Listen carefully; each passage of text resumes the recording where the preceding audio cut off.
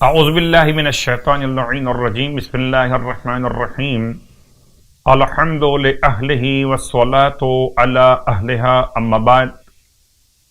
ماہ شعبان المعظم کے فضائل اور برکات کو آپ کی خدمت میں اعمال کے بیان کے ساتھ ساتھ بیان کیا جا رہا، اور جیسے کہ بعض دروس میں ہم نے ماہ شعبان کی مخصوص صلوات پر بھی کچھ جملے تلاوت کیے تھے، ان میں سے ایک جملہ آپ کی خدمت میں اور تلاوت کر رہے۔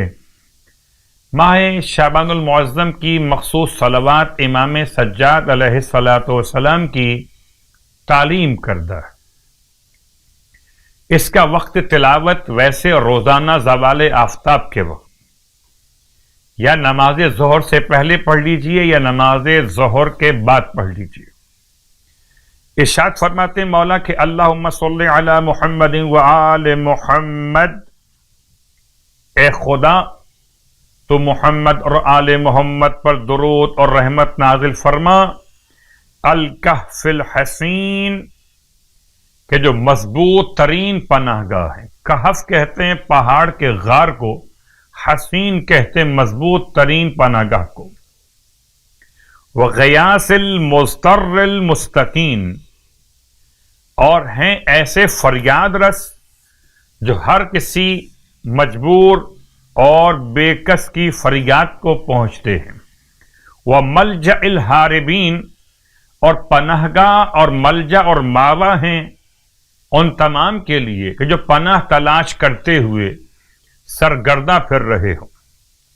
وعصمت المعتصمین، اور جو گناہوں سے اپنے آپ کو بچانا چاہتے ہوں تو آل محمد کی سیرت ان کے لیے باعث عصمت گناہان قرار پاتی ہے۔ خدا ہم سب کو آل محمد کی پناہ واقعا نصیب رکھے، الہی آمین۔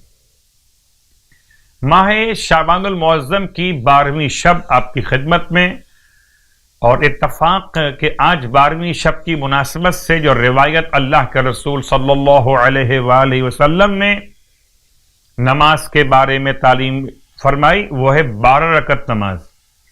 12 رکعت نماز 12ویں شب ماہ شعبان، نیت بھی واضح اور نماز بھی واضح۔ طریقہ نماز کا کہ یہ 12 رکعت نماز اس طرح سے پڑھی جائے کہ ہر رکعت میں الحمد کے بعد سورہ الہاکم التکاثر 10 مرتبہ پڑھی جائے۔ 6 نمازیں رکعات بنیں گی 12، اور ہر رکعت میں الحمد کے بعد سورہ تکاثر کی سورہ کی تلاوت یہ کی جائے گی 10 مرتبہ۔ خداوند عالم اس کی تلاوت کی برکت سے 40 سال کے گناہوں کو بخش دے گا، اور اس کے لیے 40 درجات آخرت میں بلند فرما دے گا، اور اس کے لیے 40,000 فرشتے خدا سے مغفرت کی گزارش کریں گے، اور اس کے نام اعمال میں اتنا ثواب لکھا جائے گا کہ جیسے کسی نے شب قدر کو حاصل کر لیا ہو۔ ماہ شعبان کے روزوں کا ثواب سرکار ختم یہ مرتبہ صلی اللہ علیہ وآلہ وسلم ارشاد فرماتے ہیں کہ جو شخص شعبان کے 12 روزے رکھے تو سور پھونکنے کے دن تک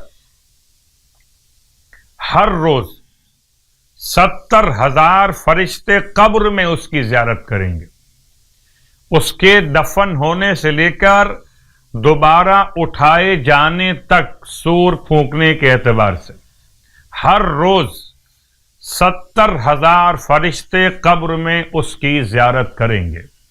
خدا ہم سب کو ماہ مبارک شعبان کے صیام اور قیام کی توفیقات عنایت فرمائے۔ بالخصوص ہم سب کو اس مبارک مہینے میں گناہان صغیرہ و کبیرہ سے محفوظ رہنے کی توفیق عطا فرمائے۔